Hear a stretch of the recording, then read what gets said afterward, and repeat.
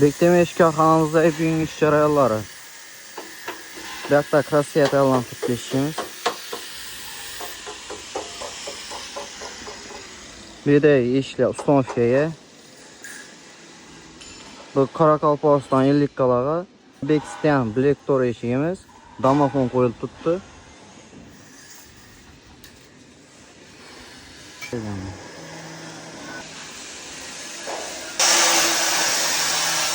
Bu ishlarimiz ham krasiya tayyor.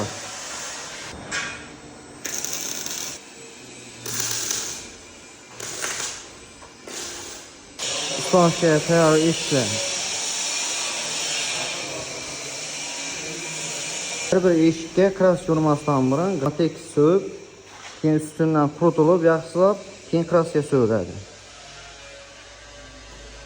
Bekistan Black Door eshigimiz krasiyadan chiqib qoldi.